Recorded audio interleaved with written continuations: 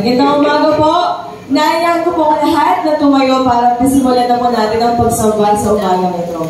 Sabi po nun sa unang kanta, tinutulog daw natin yung ating mga puso sa Panginoon. And kaya sa umagang ito po, sa nakalipas na isang linggo ng pag-iingat niya sa atin at paggabay, atin pong ilapit sa Kanya yung mga puso natin. At damhin lang po natin sa kanila. Damhin natin sa oras na to yung pahinga at pagmamahal na ibibigay ng Diyos sa atin dahil walang any other place dito sa mundo yung makakapagbigay sa atin ng comfort at kapayapaan kundi dito lamang sa piling ng ating Panginoon.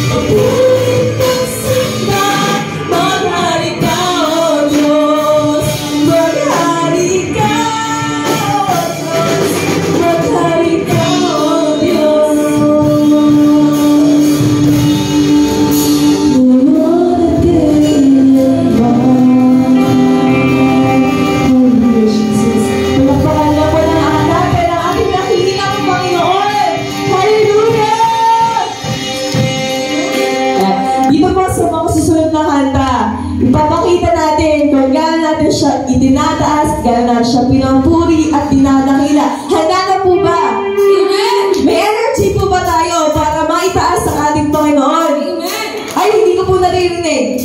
Lahat ng may energy para maitaas at papurihan ng Panginoon. Sumigaw nga po ng Hallelujah! Hallelujah! Isa pa! Ibarating natin sa langit. Hayaan natin na madagundong yung langit sa ating papuri sa ating Panginoon. Amen!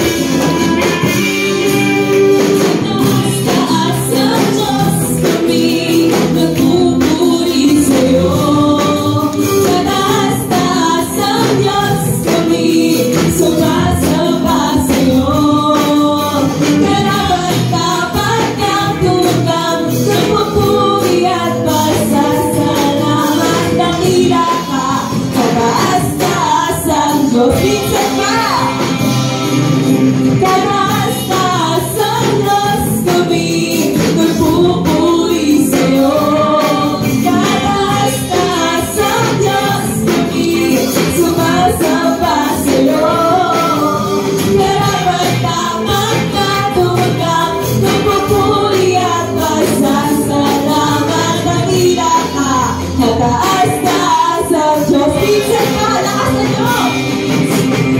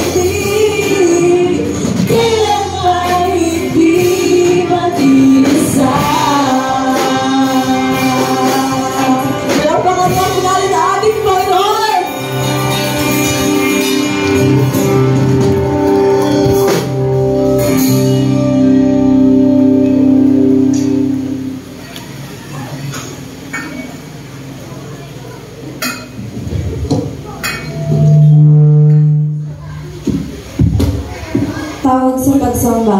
Sa iyo lang, Panginoon, lubos akong nananalig. Huwag mo akong pabayaang mapahiya at malupit. Tulungan mo po ako sapagkat ikaw ay matuwid. Ako sana ay salipin, sa daing ko ay makinig.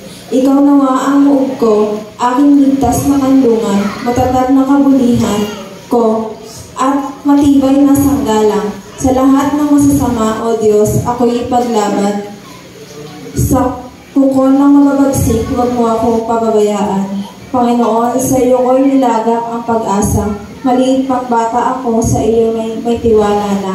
Sa simula at mula pa, wala akong inaasahan sa akin ay mag-iingat, kundi tanging ikaw lamang. Kaya naman ikaw, Yahweh, pupurihin araw-araw. Para po sa ating maniwalang awit, awitin po natin ang Who is on the Lord's side.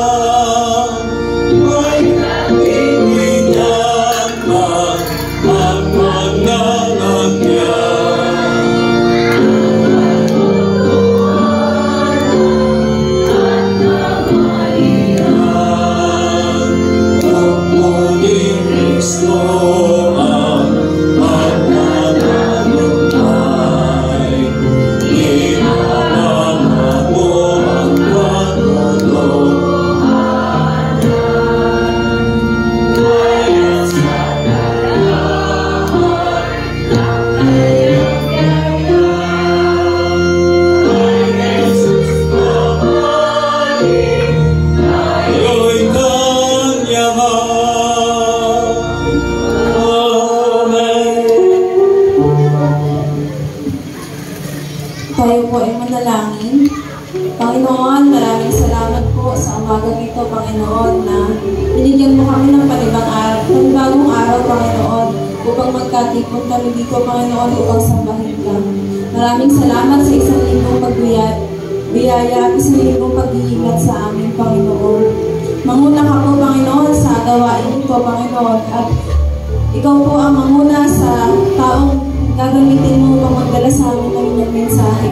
Nawa, Panginoon, ang bawat isa sa amin ay maisapuso at maisip-isip ang bawat salitang maririnig namin ngayong araw, Panginoon.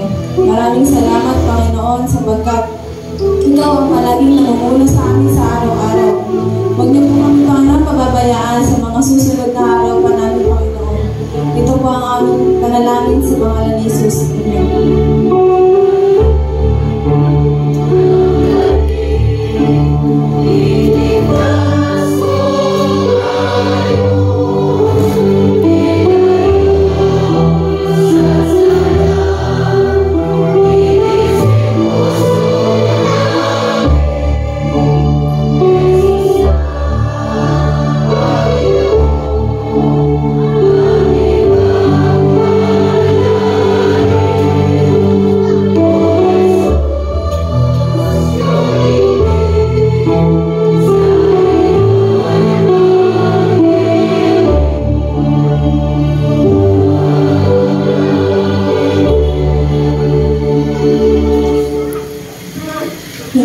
Hindi kayo lumapit sa isang bundok na nakikita, gaya ng mga Israelita sa bundok ng Sinai. Ito'y may apoy na nagliliyab, nababalutan ng dilim at may malakas na hangin. Nakarinig sila roon ng tunog ng trumpeta at ng isang tinig. Nang ang tinig na iyon ay marinig ng mga tao, nakiusap silang wag na itong magsalita sa kanila. Sabi na hindi lang kayang tanggapin ang utos na ito, ang sinumang lumakas sa mundo, ay tayo ay babawiin ng nais ng mga kaya. Talagang nakakagarabot ang kanilang natanaw. Ngayon pati si Moises ay nagsabi, nanginig ako sa tao. Sa halip, ang nilapitan ninyo ay bundok ng Zion at lungsod ng Diyos na buhay. Ang Jerusalem sa langit na kinaroroonan ng di mabilang na anghel, ang dinaluhan ninyo ay masayang pagtitipon ng mga panganay na anak, na ang mga pangalan ay nakatala na sa langit. Ang nilapitan ninyo ay ang Diyos na hukom ng lahat at ang mga espiritu ng mga taong ginawang ganap. Tinagdagan niyo si Jesus at tagapamagitan ng bawat tipan at ang bagong bibisik na may pangako ng pagpapalipan sa Jesus sa pagbubugon niya. Kaya huwag kayong tumangkin sa Kanya na nagsasalita. Ang tumangkin sa nagsalita sa kanila, sa lupa ay hindi nakalitas sa pag-usap. Gaano pa kaya tayo, kung tayo at aming tuminig sa nagsasalita ang kanila. Dahil sa kanyang tinig, nayanig noon ang lupa, ngunit ipinangako niya ngayon, minsan ko pang yayanigin, hindi lamang ang lupa, pati na rin ang langit. Ang mga salitang minsan pa ay maliwanag na nagsasabing, aalisin ng mga nilikhang nayayanig upang manatili ang mga bagay na di nayayanig. Kaya magpasalamat tayo sa Diyos sapagkat tumanggap tayo ng isang kahariang hindi nayayanig. Sambahin natin ang Diyos na paraang kalugod-lugod sa Kanya. May pangalan at pagkatakot sapagkat tunay nga ang ating Diyos ay apoy na tumutupok. Ating pong pakinggan ang awit ng mga bata.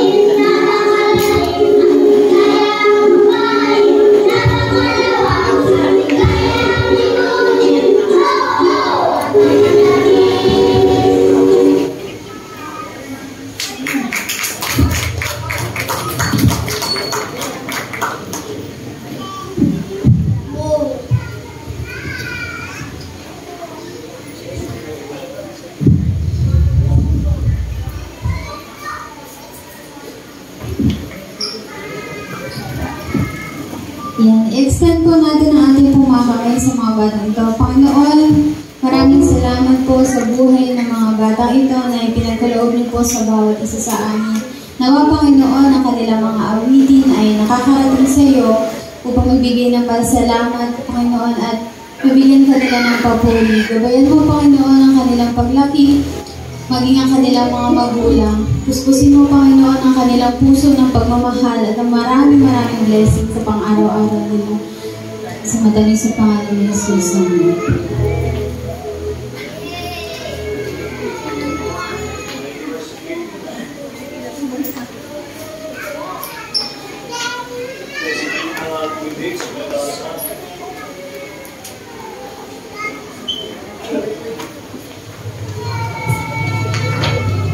Mga sulat ni Lucas, Kabanata 13, talatang 10 hanggang 17 ay ganito pong sinasabi. Lucas, Kabanata 13, talatang 10 hanggang 17, pinagaling ni Jesus ang babaeng Kuba. Sa araw ng pamamahinga, si Jesus ay nagtuturo sa isang sinagoga. May isang babae roon na 18 taonang may karamdaman sanhi ng isang masamang espiritu. Siya'y nakukuba at hindi na makaunat. Nang siya'y makita ni Jesus, tinawag siya at sinabi, "Malaya ka na sa iyong karamdaman." Ipinatong ni Jesus ang kanyang mga kamay sa babae at noon din nakatayo siya nang tumi at nagpuri sa Diyos. Ngunit nagalit ang tagapamahala ng sinagoga sapagkat nagpagaling si Jesus sa araw ng pamamahinga. Kaya't sinabi ng tagapamahala sa mga tao, may 6 na araw na inilaan upang kayo'y magtrabaho. Sa mga araw na iyon, kayo pumarito upang pagalingin at huwag sa araw ng pamamahinga. Sinagot siya ng Panginoon, mga mapagkunwari, hindi ba kinakalag ninyo sa sapsaban ang inyong mga baka o asno at dinadala sa painuman kahit araw ng pamamahinga? Ang anak ng ito ni Abraham ay ginapos ni Satanas sa loob ng 18 taon. Hindi ba dapat siyang kalagan kahit nasa araw ng pamamahinga? Napahiya ang lahat ng kumakalaban kay Jesus dahil sa isinagot niya. Natuwa naman ang mga tao dahil sa lahat ng mga kahangahangang bagay na ginawa niya. Pagpalay tayo ng Diyos sa pagbasa ng kanyang mga salita ngayong umaga. Amen.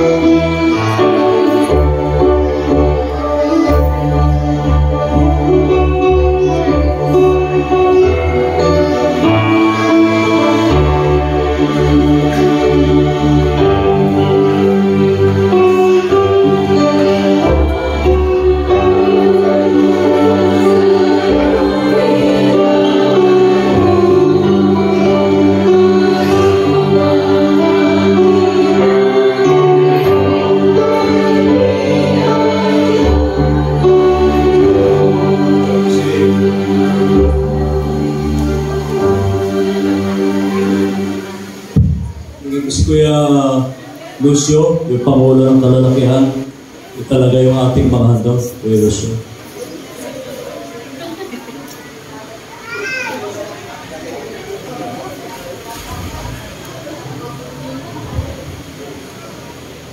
Panginoon, narito po Panginoon ang aming mga handog sa iyo. Binabalik po namin ang mga pagpala na aming tinanggap. Nawawa Panginoon ang mga biyayang ito ay magamit namin sa kalalago na iyong karyan. Ito po ang isang dalangin sa pangalan ni Jesus. Amen.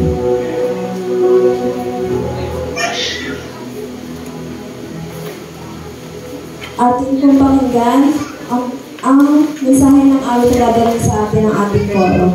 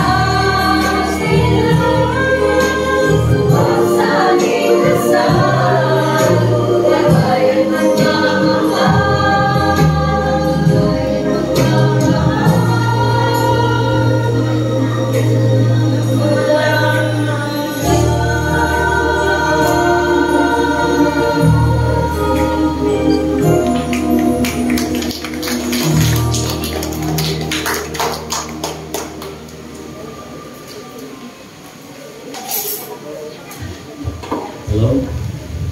Salamat po sa ating mga koro. Masarap pala koro. Magandang umaga po sa ating lahat. Pwede ba natin pumalapak na malakas sa Panginoon para mahina yung boses nyo? Ano? Amen. Kung ating kasi pagbasa mo yung tungkol sa isang babaeng hukot, bakit parang yung sagot nyo kanina parang hukot-hukot din, ano? Parang kuba. Kamusta na po tayo? Kamusta ka na, Ate Marika? Parang kulang ang bilang natin ngayon. Ano po? Bakit po kaya? Ano na po kaya nagpapahirap sa kanila? Secret? Ako. Ayan. Ano oras na po ba? Payag ba kayo? Mga 10 minutes lang ako magsasalita? Payag. Pabor sa inyo? O nakaluto na po kayo? Ayan. Kanina sa ating Sunday school, mga kapatid, nananawagan po uli ako. Ano po, nananawagan po uli ako, calling your attention mga kapatid. Hindi na po tayo, alam, almost to Sunday na. Dahil hindi tayo nag-grupo dahil doon sa ating confirmation class. Ano, lalo na po yung mga kabataan natin. Parang nahuhukot na rin yung ating attendance. Mga kapatid, nahuhukot na. Nakukuba na rin yung ating attendance. Dahil yung pong ating graduation sa confirmation class, September 28, ay para dun sa, unang-una para sa ating mga bagong kaani. Ano, hindi naman sinasabing para sa mga kabataan lamang, kundi lalo sa mga bago. Buti pa si Kuya Roger, nandiyan sa kanina, ilang Sundays po, napapakinggan niya, nadadaluhan niya yung tinatawag nating confirmation class. Nadadagdagan pa yung kanyang kaalaman kung bakit siya narito at kasama natin. Bakit siya na sumasadya, nagpupunta rito every Sunday. Amen? Ano po? At walang absent na pagdalo. Ito si hihina na yata yung ating wifi ba? Si Kuya Bert. Ayan. Sama din natin lagi si Kuya Roger sa kalalakihan ating UMM coffee break. Kaya kami lahat ay naka-break doon. Kaya para walang gusto magsalita kasi break. Naka-prayer sandali, walang gusto mag-share, naka-coffee break. Tumawa naman kayo kahit hindi nakakatawa. Gandang umaga sa ating lahat. Sabi ko nga, isa sa mga tinalaki natin kanina ay may kinalaman sa Wesleyan emphasis. Ano? At nakapaloob dito sa pinag-usapan natin kanina ng confirmation class ay yung hindi lamang may kinalaman sa katiyakan. Gusto natin at titiyak natin lahat ang ating ginagawa. Meron tayong assurance, hindi lang natin ito ginagawa, kundi dapat ay may continuity, nagpapatuloy. Sustain na po lahat. Hindi tayo nakapagpakanta na rito, tapos na. Hindi dahil nagawa natin yung ating parte, yung ating counterpart, tapos na po, kundi sabi nga, nagpapatuloy. Hindi lamang nananatiling may kabanalan, kundi nagpapatuloy na naging ganap ang ating pagiging Kristiyano. Amen? May paglago, may pag-unlad. Hindi lamang po sapat na tayo ay may pagkilala, kundi yung ating pagkilala ay nilalaki pa natin ang gawa o letter G, gawa. May paggawa, may paglago, may pag-unlad. Sapagkat yan ang bunga ng ating pagmimisyon at paglilingkod, mga kapatid. Kung talagang gusto natin magkaroon ng katiyakan doon sa kabilang buhay, hindi po natatapos lamang doon sa isang bagay na sinabi natin o kaya pinagpasyahan natin lahat. Amen? Kung dinais natin na hindi lamang sa taong 71 years, nandito lang tayo, tapos na. Kundi, inaasahan natin mga kapatid, magpapatuloy ito hanggang 100 taon. Hindi ko alam kung buhay pa ako noon. Kasi 50 55 na ako. Eh pag umabot po ng isang siglo yan, hindi ko po alam kung makikita niyo pa ako. Wala nakatitiyak sa atin. Pero isa lamang ang nakatitiyak sa atin. Tayong lahat ay may buhay na walang hanggan. Amen. Pumalakpak ka ng malakas ang meron nun. Meron kayo nun. Pero, sinasabi ko na nga talagang yun ang aking laging binibitawang salita. Pero, hindi po natatapos at inaangkin lamang natin na meron tayo nun, kundi katulad ng ating binanggit kanina, meron tayong gagawing pagkukusa. Dahil yung sinasabing prevenient grace o biyaya ng pagkukusa, prevenient means pagkukusa. Ang Diyos ay may pagkukusa. Mula sa itaas, mula sa kanyang kinalalagyan, mula kung saan man tayo naroon, bago natin gawin ang isang bagay, nakahanda tayo. Meron tayong pagkukusa. Walang nagtutulak sa atin. Walang nagpipilit sa atin. Walang nagpupwersa sa atin. Dahil alam natin, sabi ko nga, hindi lamang taon yung binibilang natin dito, mga kapatid. Alam ko, ilan sa atin, mas matagal pa po kayo sa amin. Talagang kayo na ang sinasabi natin mga pioneering dito. Ilan sa atin, 10 years, 20 years, pagka ganun katagal, hindi na tayo pinipili. Pagka ganun na tayo katagal sa paglilingkod, sa panahon ilang taong, dekada na, hindi na tayo pinipili. Hindi na rin tayo madalas pinaalalahanan. Meron na tayong pagkukusa. Lagi tayong nagbobolontaryo, yung espiritu ng volunteerism. Yun yung espiritu ng pagkukusa. Hindi po ba? At iyon, ang nabasa natin ngayon, binasa natin ngayong umaga. Kahit ang isang babaeng Cuba, halos 18 taon na pinapahirapan ng kanyang pagiging Cuba. Hindi ko alam kung osteoporosis ito. Ate ay, osteoporosis ba ito? Yung sinasabi natin, tinatawag natin spirit of infirmities. Halos 18 years. Nahirap na yung babaeng ito sa pagiging Cuba. Laging nakatingin sa ibaba. Hindi malang makita yung kanyang kausap. Hindi malang siya makatingin sa kalangitan. Po? Napakahirap naman yata, Bakit 18 taon siyang pinahihirapan? Sino ang mga nagpapahirap sa atin? Tumingin nga sa katabi mo. Yan ba ang nagpapahirap sa iyo? Sino-sino ba ang nagpapahirap sa atin? Ano ang nagpapahirap sa atin? Diba? Dapat pag nakita mo yung katabi mo, hindi nagpapahirap yan. Nagpapagaan yan sa iyo. Amen? Sabihin mo sa katabi mo, pagpapala ka sa akin. Nagpapagaan ka sa akin. Nagpapalakas ka sa akin. Nagpapaganda ka sa akin. At nagpapayaman ka sa akin. Amen? Kaya, pautang naman. Amen. Ang dami-dami natin pinag-uusapan. Hirap. Paghihirap. Pagtitiis. Sino-sino nga ba ang mga pinagtitiisan natin? Ano nga ba mga bagay at karanasan ang mga pinagtitiisan natin sa buhay? Ang dami-daming 18 years Ano pipiliin nyo? Yung kayo ay Cuba o yung kayo walang pera? Mamili kayo. Ano walang pera? Sanay na kayo walang pera? Ako hindi ako sanay, Ano pipiliin nyo? Yung kayo ay Cuba ng 18 taon o yung kayo ay yung 1,000 lang ang pera nyo sa bulsa? Diba?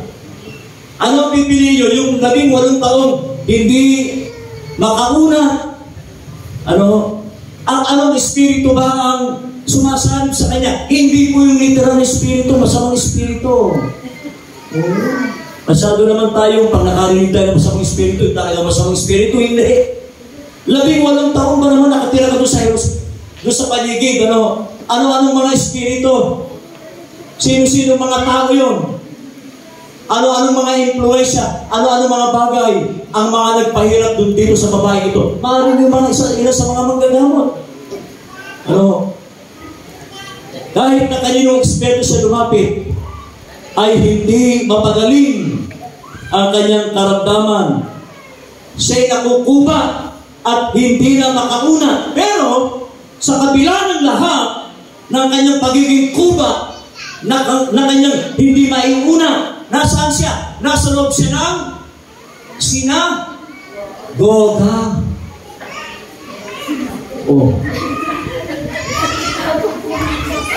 Ano yun? Anong marites yan? Nasa loob siya ng sinapulo? Ano yun? Nasa loob siya ng SNR? Ano na yung kwento sa iyo? Nasa loob siya ng sinagoga. Diba? Tingnan mo yung katabi mo, may kubayan. Mataba na? Ano mataba na? Diba? Sabi ko nga, sinisikap namin mga kapatid na talagang busugin kayo, patabain kayo. Tayo naman ang bumusog sa kanila, tayo naman ang pataba sa kanila. Tingnan mo yung katabi mo, mataba na ba yan? Mataba na? Overweight? Bakit tumataba? Tanongin mo, bakit ka ba tumataba? Bakit ka ba overweight? Sino ba nagpapataba sa'yo? Tanongin mo naman yung katabi mo, bakit ka ba nangangayaya? Sino ang nagpapapayat sa'yo? Ate Neneng. Sa buti po sa Ate Neneng, natatandaan mo pa yung singer mo ng kababaihan, ha? Bawal magalit, Ate Neneng. Pimping ka na, sabi mo. Ano? Sabi mo. Hindi. Ano lang yun? Kwento lang yun. Siste lang yun. Kaya, pinupuso, paring, yung babae ito na kuba sa loob ng 18 taon. Kuba na nga siya. Hukot na nga siya. Bakit nakapasok pa rin siya sa kapila? Bakit meron namang hindi kuba? Hindi makapasok sa sinagoga? Hindi makapasok sa kapila? Hindi makadalo? Ang gawain ng iglesia, hindi naman sa kuba. Di ba? Diretso, maglakad. Di ba? Punong-puno ang pulsa. Masiglang. Di ba? Tanungin nga natin yung sarili natin, mga kapatid. Bakit nga ba yung isang babaeng kuba na hukot, hindi niya makita yung kanyang sarili?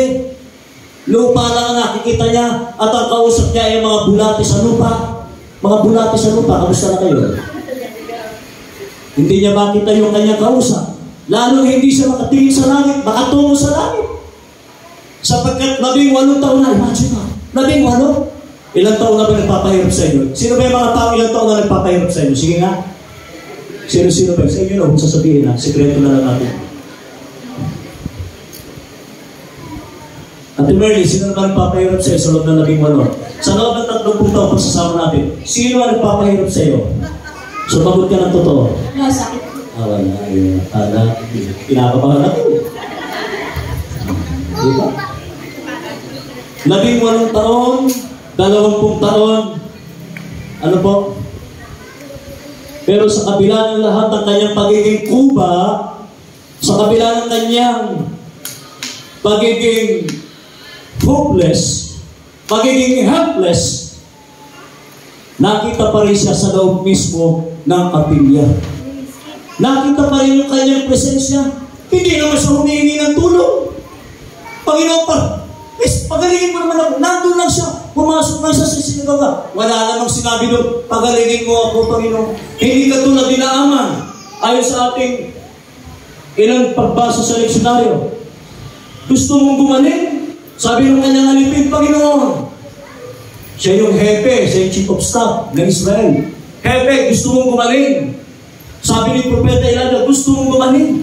Pero ayaw mo namang maligo sa ilog Jordan. Bakit naman ako maliligo doon? Marumi yung ilog Jordan. Samantalang si Jesus ay nagpabautismo sa ilog Jordan. Pero ayaw gumaling inaanak. Bakit sa dami-dami naman ang ilog dito? Nandun yung ilog ng Euphrates. Nandun yung ilog ng kung ano ng mga ilog. Bakit sa ilog Jordan pa na ilog na marumi? Diba? Alam niya Ate LB yun. Diba? Gusto natin gumaling. Pero ano ang mga nagiging balakid? Ano ang nagiging hadlang? Gusto natin gumaling, bakit hindi tayo gumaling-galing? Hindi po ba? Ganun pa man, kahit na hindi humingi ng tulong ang isang babaeng hukot sa isang babaeng may iniindang karamdaman. Ano? Nandun pa rin siya. Lagi siyang present. Hindi niya kailangan tumawag. Sa kabila ng kanyang hindi pagtawag at sa kabila na laging naroon sa loob, sino ang nakapansin sa kanya? Sino nakapansin? Ikaw sa tao? Hindi naman ako kuba. Sino nakapansin? Si Jesus. Kita po niyo. Pero bakit marami? Tawag ng tawag. Tawag ng tawag. Hindi lahat ng tumatawag sa akin, Panginoon ay maliligtas. Pero yung isang babaeng kuba, isang babaeng bukot, hindi naman siya, Panginoon, baka naman pwede ito, mapapansin ako. Walang ganun. Walang imapapansin ganun. Wala. Kasi nakita ni Jesus, yung babaeng ito, sa kabila ng kanyang may malubhang karamdaman, may iniindang sakit, kung ano mang karamdaman yun, lagi siyang nasa loob ng sinagoga. Lagi siyang nasa loob ng kapilya. Lagi siyang naroon.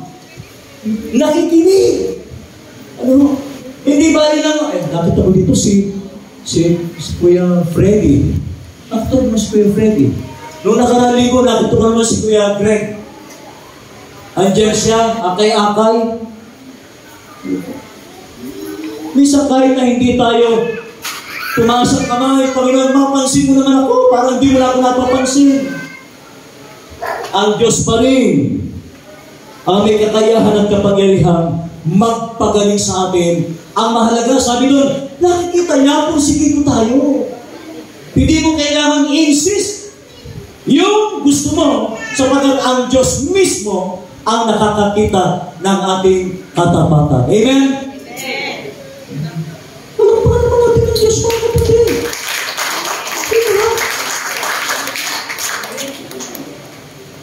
Bagamat sa uli, sabi nga, may mga tao pa rin nagalit. Talaga itong mga isalis na ito. Hindi po kayo yan. Talaga itong mga namamahala, nag-umaastan sila yung matuwid. Itong mga, kung tawagin natin, mga holier than thou.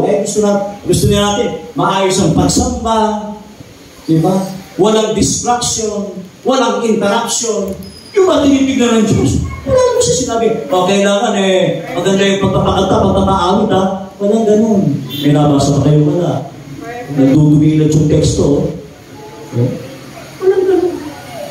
Bagamat gusto natin talagang may kaayusan. Pero hindi na pangunahin. Lumapit. Sabi ko nga kanina, ipukwento ko sa Adonoy. Bakit ba ako napapansin nyo yung ayos ng buhok, yung kanyang sintureras, yung bago ito yung pananamit, may butas yung pantalon, yung sapatos, ang dami-dami naman natin napapansin.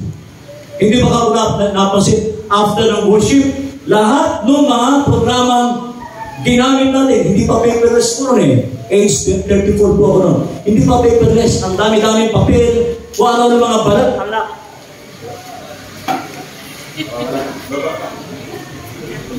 Ngayon pala akong ginagalaan Ang dami-daming balat na nakikita doon sa upuan, di ba? Pagkatapos ng pananambahan, alam niyo ministry?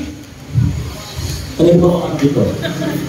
Alam niyo ministry ng taong ito na nagagaling pa sa hangga, sa may palapak. Alam niyo may palapak? Sabo na rin. Karamihan po ito, bukirin din. Talaga naman, kasi manggagaling sa bukid, maitim na maitim yung bato. Kasi naglalakad doon sa pilapil. Pagdating sa bahay, kahit bagong ligo, haggard tignan.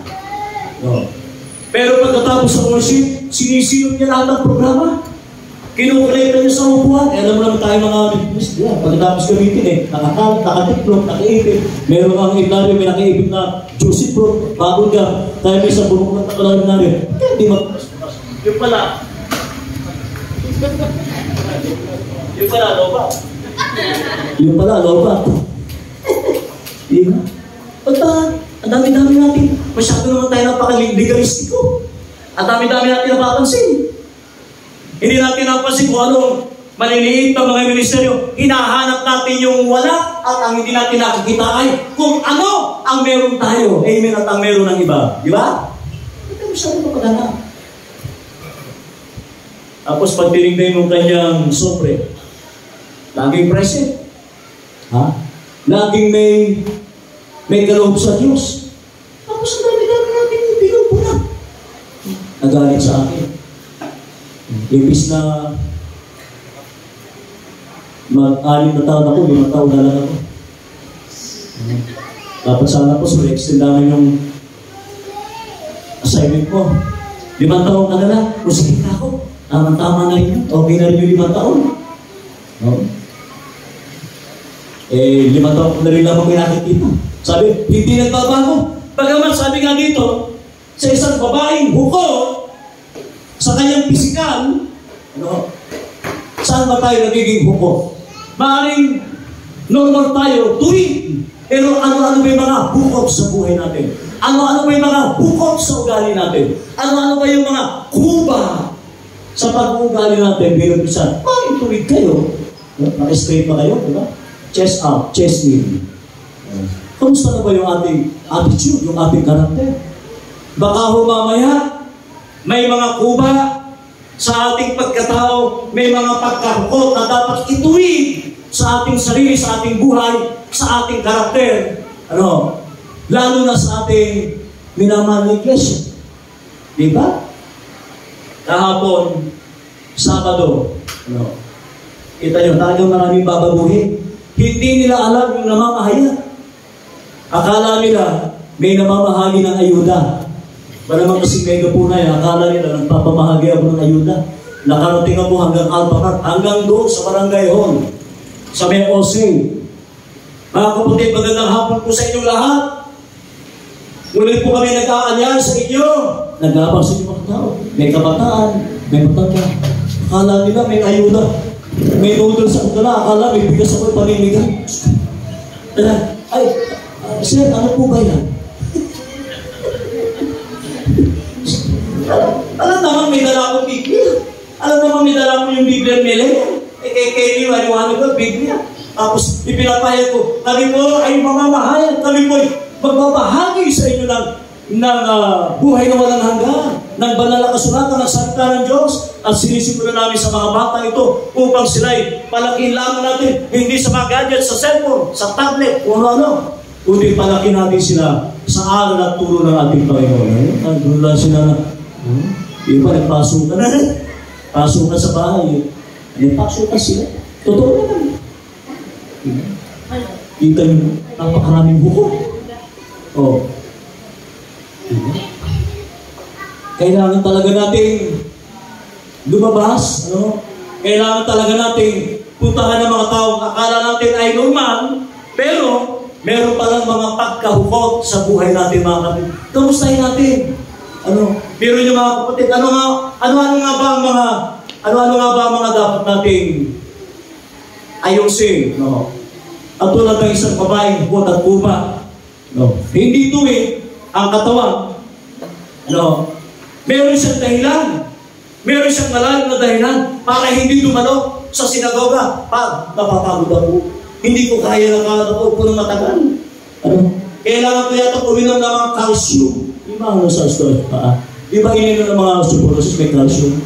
Kailangan siya ng vitamin calcium, vitamin C, calcium, di ba? Para sa mga buto. Tayo pa naman, panagkakaedad na, napaka-brittle na ng buto natin. Tama? Malutong na. Hindi yung peanut brittle. Di ba parang peanut brittle, malutong, di ba? Brittle na yung ating mga buto. Kapag tayo ay nagkakaedad na. Di ba? Mga kapatid, bagamat hindi yung physical, hindi yung literal na masamang espiritu, kundi ang tinutukoy na masamang espiritu, kundi yung mga taong nakapaligid sa atin, kasama dun yun. Yung mga tagapagturo, sabi niya, bakit yung magpapagaling ng araw sabat? Araw na sabat. Bawal dito yun. Ang dami-dami naman nating alam.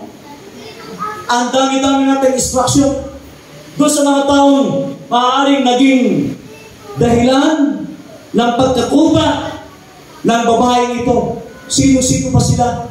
Ano-ano ba ang mga dahilan? Yung po yung sinasabing masamang espiritu. Hindi yung nakakita kayo na may dalawang sungay, may buntot, at may hawak na tinidor. Kundi yung mga taong kuminsan ay sa halip na pinanggagalingan ng lakas, ng pag-asa, ng kagalingang emosyonal, psikolohikal at pisikal. Sila pag mismo ang pinanggagalingan ng panghihinang nito.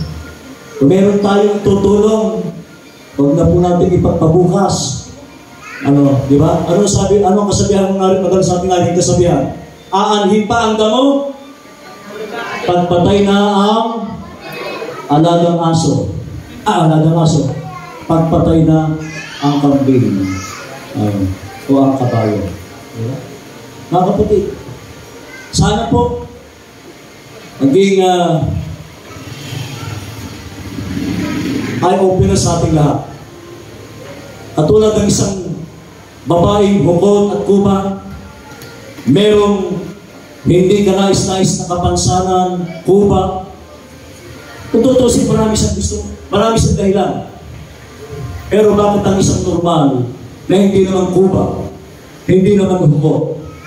Bakit hindi natin madalas maipakita sa Diyos ang ating masikasi na paglilingkod? Saan ba tayo kukuba? Hindi pisikal, ha?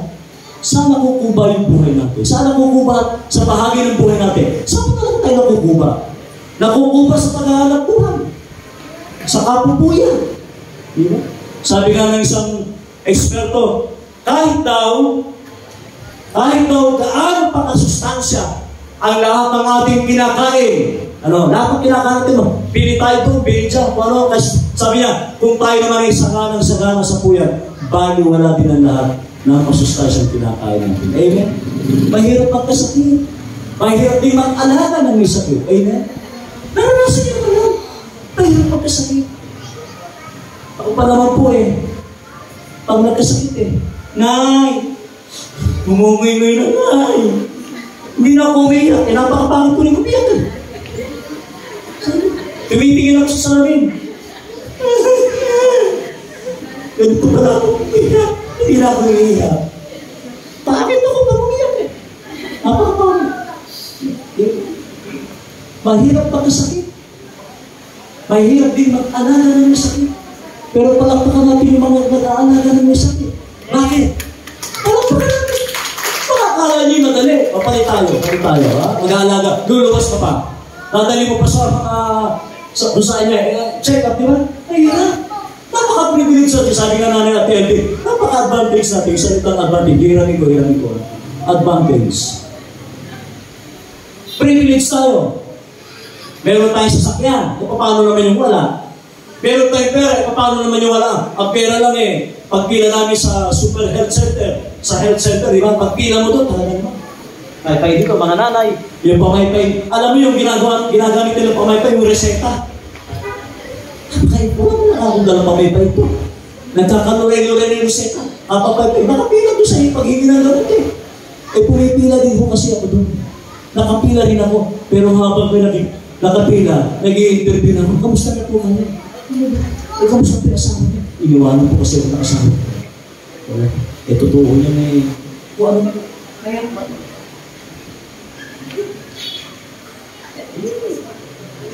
Kaya ba? Alam niyo, masabi, pagkihalipiro sa kanila, marami ako nasasagap na balita. Marami ako natutuklas sa problema. Hiwalay sa asawa, kaya daw mag-isa na lang siya nagpapalaki ng kanyang mga anak. Diba? So magkabilang bahay na pala yung asawa.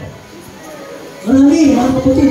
At iyan ang ilan sa, sabi natin, masasabi natin, mukha ng lipunan, mukha ng iglesia, mukha ng isang tao, mga kapatid. Ano? Sabi nga natin, mahirap magkasakit, bawal magkasakit. Sabi ng commercial, bawal magkasakit. Sapagkat talaga mahirap magkasakit. Ano? Mahirap. Maliban na lang kung talagang may mga savings kayo. Madali magpa-check up. Ay, pagkano lang check up. Eh, dalawang alaga. Ay, kapatid. Alin ba nga, minaligaw, nananawagan po ako. Minaligaw na ba? Di ba mga kapatid? Yan. Sana po, sa kabila ng ating mga kadahilanan, katulad ng isang babae Cuba, hindi naging balakid sa kanya na palagiang tumalo sa pag-aaral at pagtuturo ng ating Panginoon Jesus. Ay, naintindihan ko po kayo. At sana maunawaan nyo rin ako. Dalawa yung alaga ko, nanay ko, tsaka yung aking asawa. Ang aking asawa ay ilang taon ko na rin pong alaga ito eh. Ano? Kaya ako tutubo. Buto yung alaga ng biik, tumutubo. Ay, matagal ko na alaga sa atin. Sabi natin, kailan kaya ako tutubo sa iyo? Ilang kilo ka?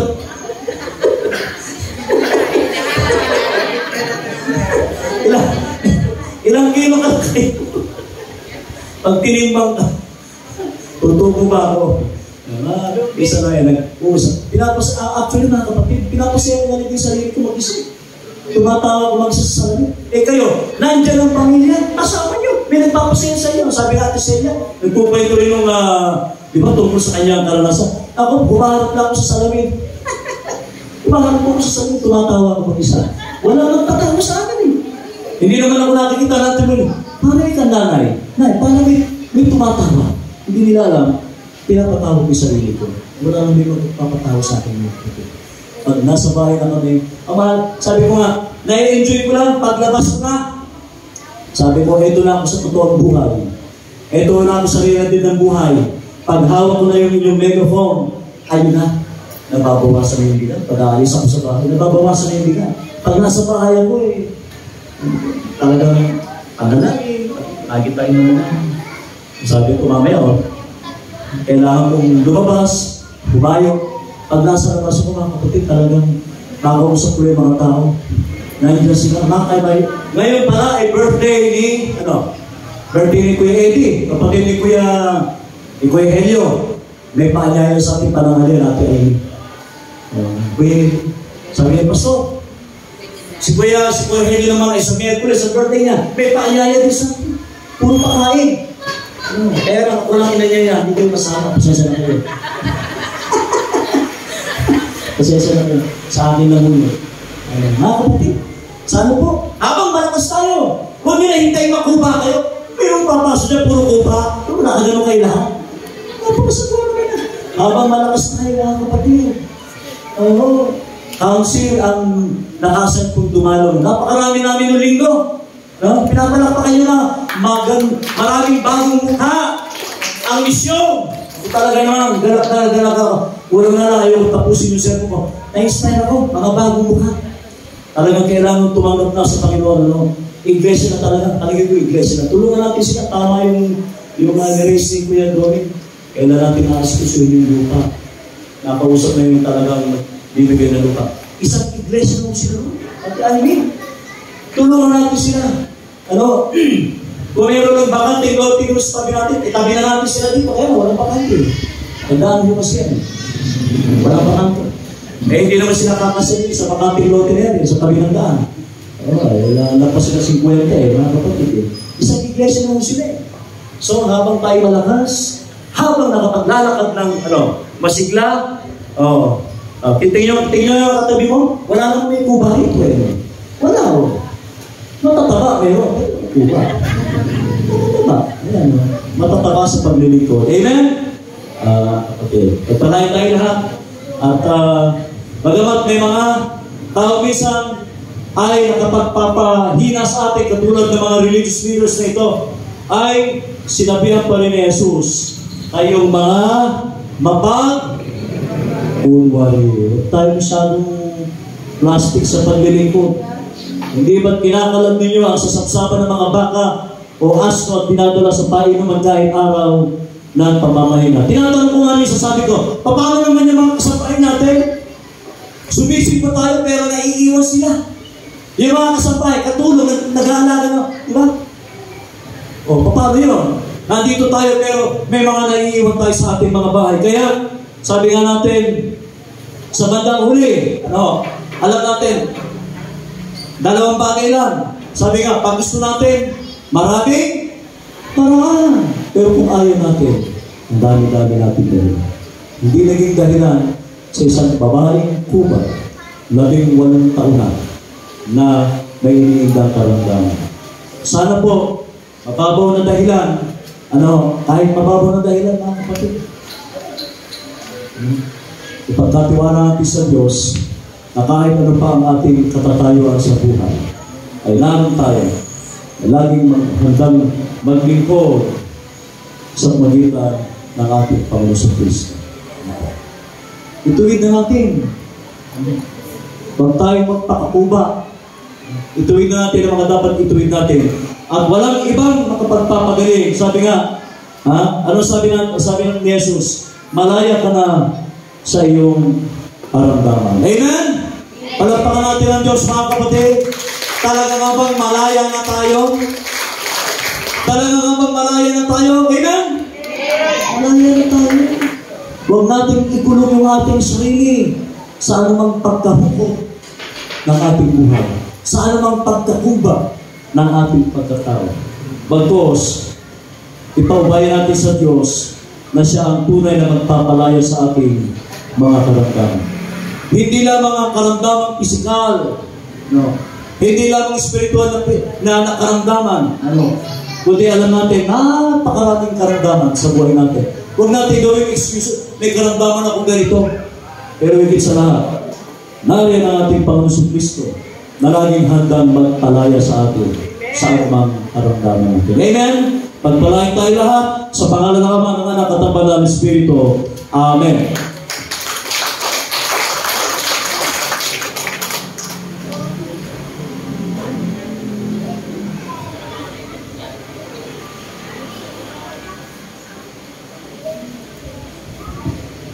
Sige po, tinatanong po ako ni Ate Maricar.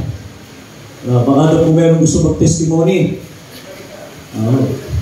Tumayo na po kayo.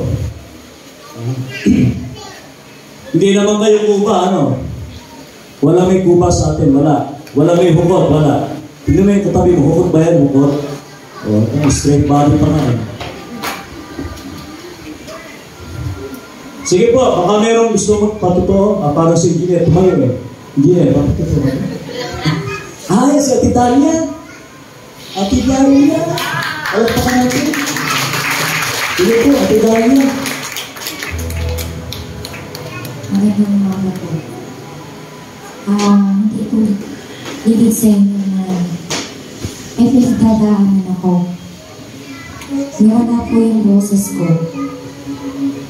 Kaya lagi ako nakatahimik. Pero sa pananalangin ko, sabi ko sa Panginoon, Lord, ang hirap ng buhay na wala akong boses. Hindi kami magkakaunawaan ng biganan ko na nasa bahay. Ay natin, tapos ako walang boses. Kailangan ko pang mag-chat sa cellphone, ipababasa sa kanya. Kaya sabi ko, Panginoon, walit mo naman yung boses ko. At kapag pinalit mo yung boses ko, nagpapatotoo ako sa church. Kung paano ka nag-iwan sa buhay ko. Kahit po naiingal pa rin, ngayon po ay nakakausap ko na yung mga kasama ko sa bahay.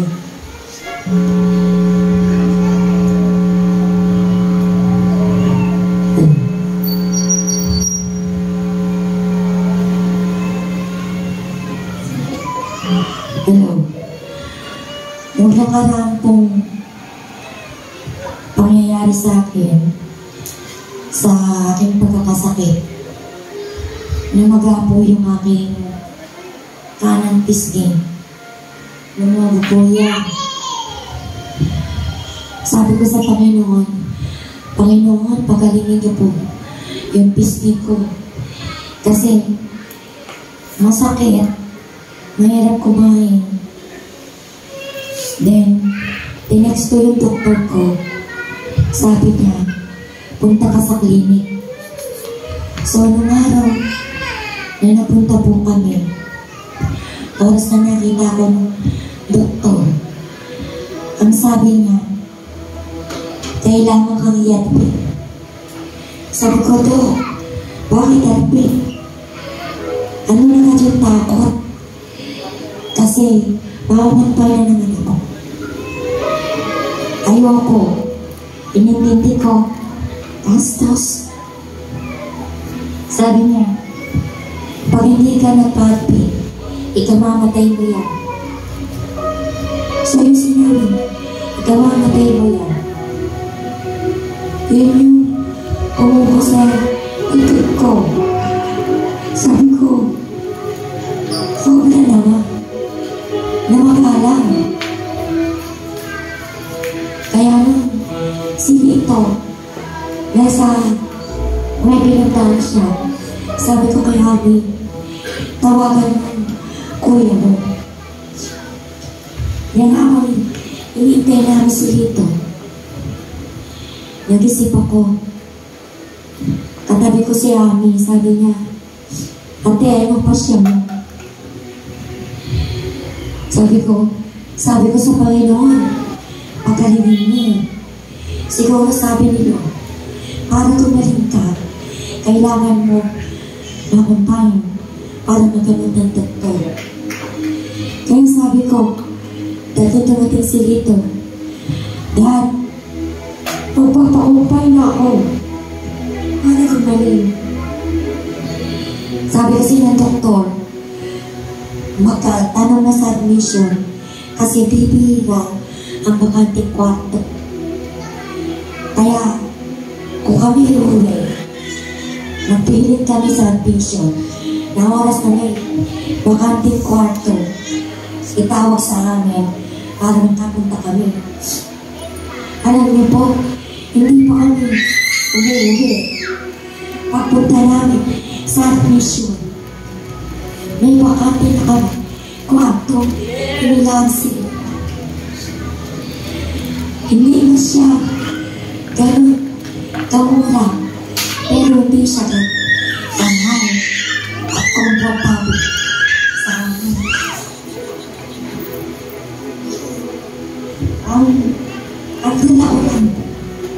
Ang dala ko lang sa wallet ko ay 30,000 plus 7,000 sumildo ko sa paluwagin. Inabot sa akin yan. Yun lang ang pera ko. Inabot po ako 5 araw sa ospital. Nung pangatlong araw, Sabado, sabi ng doktor, kailangan ko i-general anesthesia kasi nisilistan ako. Nana, yung nakita sa pisngi ko, kung puputasin na topical anesthesia, hindi ko kakayanin sa sakit. Kailangan ako patulogin. So sabi, kailangan ko mag-down payment 9,000 para sa OR. Bayad. Ang sabi, fasting 7 o'clock. 3 o'clock, o-operahan ako. Dumating ang 3 o'clock. Hindi ako in-operahan. May overtime sa OR. Dumating ang 5 o'clock. Hindi pa rin. Nung dinala ko sa 7 o'clock. From 7 o'clock, 7 o'clock ng gabi, wala naman ang tiyak ko.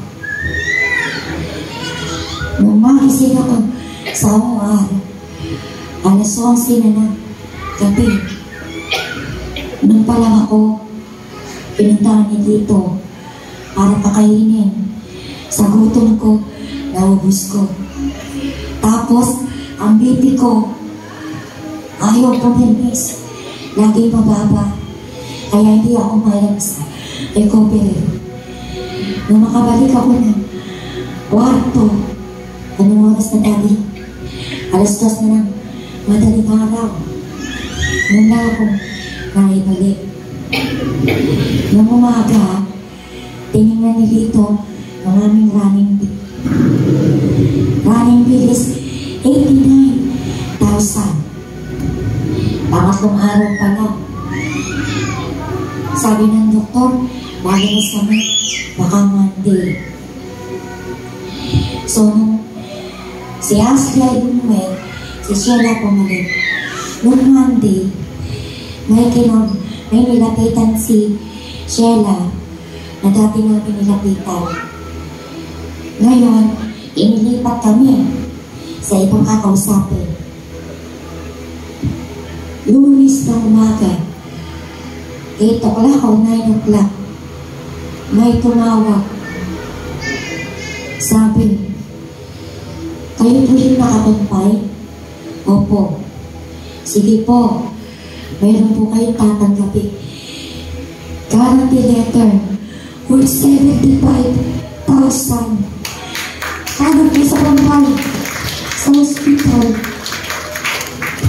Sa tuwa ko, sabi ko, Lord, talaga, bigyan ako. Kasi sabi ko, pagkalibig mo ako, inumilahan ako, yung inaalan ako, sinagot ko. E dumating po, dumating yung tuktok. Nag-aantay kami hanggang 3:00 para maayos yung bill. Dumating yung doktor, mag-5:00. Hindi kayo makakalabas. Sabi niya, ayusin niyo. Bukas kayo lumabas. Alam namin, 89. Nung araw ng Martes, na inayos na nilito. Ang bill namin, 135,000. Sabi ko, Lord, kakasya kaya yung laman ng wallet ko kasi 75 ang dumating. Alam niyo po, meron pa pala kami dito. Hindi nandun na lang. Nagdala lang ang isip ko na gamitin kasi pampagin ko. Sabi ko kay Daddy, sige Daddy, gamitin mo na yan. Kesa hindi tayo makauwi. Tataas yung bill. At si Lord na ang bahala magbalik nung mawawala na. So ganun po na. Inamit namin, awa ng Diyos, yung laman ng wallet ko. Hindi na sinot. Nakauwi kami. Ngayon po, kaya na yung biscuit ko. Hindi siya magka. Hindi tas. Bagamat, medyo hindi pa rin. Nung nawawala, maganyang. Alam ko si Lord, ang tulong yan, magpapagaling. At sa niyaya ko ni Lord, yung ginagamit ko, pampagamot, linggo-linggo. Iba't ibang tao ang ginagamit ng pampagaling. Ang niyaya niya. Hanggang kahapon, nakukulit talaga ako. May mga message. Anak, itagdago ito. Pagpagamit.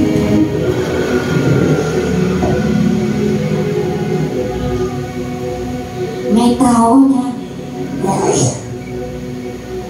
hindi ko inisip na bibigyan ako ng tulong.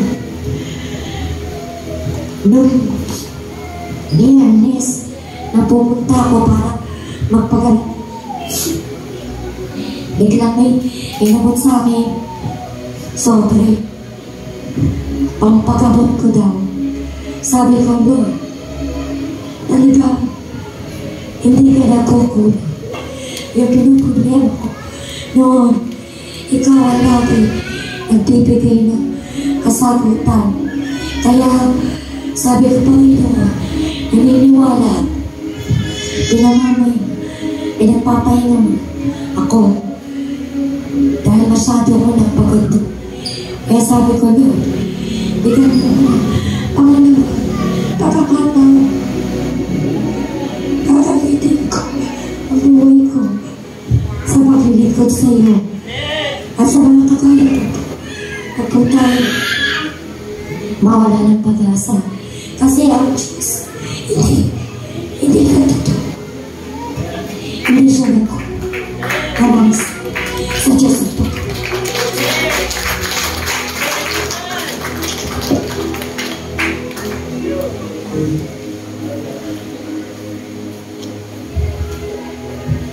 Para po sa awit na pasasalamat pati talaga, awitin po natin ang Brighten the Corner.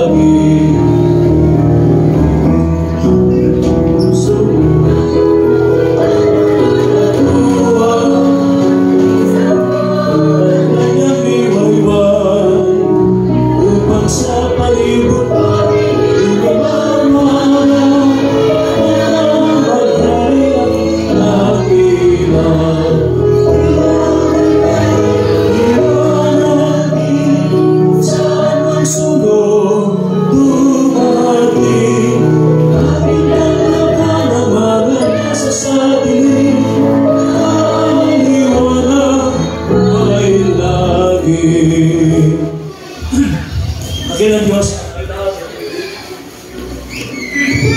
muli kami nagpapasalamat, Panginoon, sa araw na ito. Muli, ang inyong kabutihan, kahabagan sa amin, sa amang sulo kami naroon, sa amang damo kami naroon. Tulad ng aming inawit, kahit saan lugar kami, laging nagliliwanag kami sa lahat ng mga kadiliman, sa lahat ng sulok, sapagkat nakikita tayo sa mabubuting gawa namin tulad ng mga taong nagiging bahagi at nakakatulong sa amin. Pamilya na laging nakaagapay sa amin, Panginoon. Salamat din dahil kahit na nag-iisa na lamang isang babaeng hubo, isang babaeng kupa, feeling niya wala nang tutulong sa kanya. Feeling niya ay nag-iisa na lamang siya. Feeling niya walang dumadamay sa kanya. Sa loob ng 18 taon, sa mga tao na kapaligid sa kanya, maaaring ilan sa kanila ay ibig na siya palakasin, tulungan at samahan na magdalamhati sa kanya. Samahan na magbigay ng pag-asa. Sila pa yung nagpabagsak ng moral ng babaeng bukod na ito. Sila pa yung nagpalungkot sa babaeng bukod na ito. Katulad din namin sa paglapit mo sa amin, lumapit kami, hindi, nariyan ka. Lagi mong inaabot ang aming mga kamay. Nakikita mo sa amin, parito kami, napaspasok sa iglesia ito. naroon kami, presensya namin, ano man ang kadahilan, dumadalo kami, ano man ang mga obligasyon namin, pinipilit pa rin namin makadalo, Panginoon. Ikaw ang siya nakakakita nito. Kaya magtaas man kami ng kamay, mag-insist man kami, ipagpilitan man namin kami, Panginoon. Unahin mo kami, ikaw pa rin nakakakita ng nilalaman ng aming mga puso. Salamat po, Panginoon Diyos. Kayo, Diyos, na naging nagpapagaling, nagpapahilom ng anumang sugat, emosyon, psikolohikan, lalong higit ang aming pisikal, tulad ng aming patutuan natin tayo. Hindi ka natutulog, Panginoon. Lagi kang gising sa lahat ng oras. Sa bawat paghimpi namin, tapat ng aming mga luha. Naroon ka, binibilang mo din ang hirap namin sa araw-araw. Lalo na po ang pamilya namin nag-aalaga sa amin. Binibilang mo rin ang mga hirap at pagod namin, sakripisyo, hindi lamang sa mga gastusin. Sapagkat ang pera ito'y pinikita, ang pera ito'y biglang bumubuhos sa mga taong inyong ginagawa. Subalit yung lakas na loob, suporta ng pamilya, kailanman ay walang katumbas na halaga. Salamat po, ikaw ang Diyos, na sa lahat ng karamihan, nakikita mo maliban sa mga taong mapagkunwari, mga taong mapagpaibabaw, mga taong mapagbalat kayo, hindi nakikita ang ginawa mo, hindi nakita yung pagpapagaling mo. Sila'y tumitingin pa rin sa panlabas, sa konstitusyon, sa mga ipinag-uutos, sa mga pulisiya. Subalit ang kahabangan ng dakilang Diyos, walang pinipili sino man kami, ano man ang aming katayuan, dakilang Diyos. Pumarito kami, pumasok kami, hindi mo tinitignan ang aming estado. Ikaw ang Diyos na nagpapagaling at patuloy na nagpapagaling sa amin. Kahit nahukot kami, sino mga taong nahuhukot ang pag-uugali, hukot ang pagkatao, darating din ang panahon, tutuwi din po yan. Dakilang Diyos, patuloy namin silang idulog sa iyo. May mga tao nagpapahirap sa amin, tutuwi din po ang kanilang pagkahukot. Tulungan lamang na wala kami sawang tumulong sa kanila. Huwag kami magsawang umunawa sa kanila. Huwag kami magsawang samahan sila. Huwag kami magsawang damayan sila at unawaan sila sa kanilang mga pagkahukot na pag-uugali. Pagkahukot na mga pag-unawa, mga baluktot na mga katwiran. Tulungan lamang namin dakilang Diyos. Kayo nga po 18 taon ng hukot. Nakita niyo ang kanyang pagkatao. Isang tingin mo lang, wala nang tanong-tanong pa, wala nang interview pa. Nakita niyo isang babaeng hukot na pinahihirapan na. Kaagad-agad sinabi niyo ng malaya na siya sa kanyang karamdaman. Darating din po ang panahon, dakilang Diyos. Huwag lamang kami magsawa na dumadalo, magsumikap, magsumakit sa iyong mga gawain. Darating din po ang panahon. Gagaling at gagaling, lalaya at lalaya kami sa anumang karamdaman. Meron kaming tinataglay, maging ang karamdaman sa aming pag-ugali, sa aming attitude. Darating din ang panahon, tutuwi din mula sa kanilang pagkahukot na katwiran, mga baluktot na mga katwiran, bilang isang mga alagad, bilang sa Kristiyano. Tulungan niyo po kami at tutulungan din namin ang bawat isa. Unawain sila palagi, kasabahay, mahal namin sa buhay, asawa, anak, sino man sila, na parang masamang espiritong nagpapahirap sa amin. Darating din ang panahon, sila'y lalaya at mawawala ang anumang mga masasamang ugali at mga baluktot na katwiran sa kanilang pagkatao. Tutuloy din sila katulad ng isang babae, matagal ng baluktot ang kanyang katawan. Salamat po sa inyong kagalingan. Salamat po sa inyong mga sinabi. Salamat sa inyong mga winika na malaya na kami, gayon din ng iglesia. Sapagkat kami malaya na, hindi na kami papaalipin pa sa mga baluktot na katwiran. Hindi na kami magpapaalipin pa, magpapadikta pa sa mga katwiran na may katamaran. Maraming katwiran, maraming excuses. Sapagkat kami ay lubusan ng magaling, lubusan ng malaya sa anumang karamdaman at pag-aalipin ng mga masasamang katuwiran ng pag-uugali. Salamat po sapagkat pinalaya mo na kami, pinalaya mo na kami, pinalaya mo na kami. Ito ang aming samot na langin sa makapangyarihan pangalan ni Jesus na taga Nazareth, na taga Nazareth.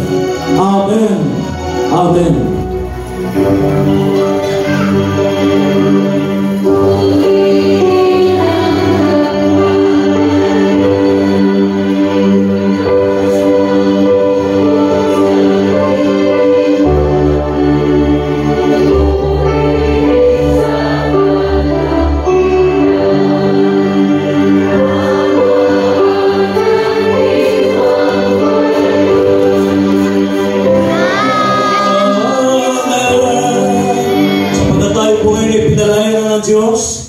Wala nang baluktot sa atin, baluktot panatwiran, baluktot na pag-ugali, kumang pagkatao, sapagkat tayo kanyang pinagaling na pinalaya, lalabas po tayo sa pintuan ng iglesia nito. Pagamat pasamantalang ating pananambahan, subalit paglabas natin yan, tayo naman ang gagamitin ng Diyos upang tuwirin ang mga baluktot na pag-ugali ng ating kapwa. Samahan tayo sa pagitan ng ating mahabaging Ama, ng kanyang patuloy na ilingap ang kanyang mukha sa atin, paliwanagin ang kanyang mukha sa atin, at lagi tayong bigyan ng pag-asa sa buhay na ito.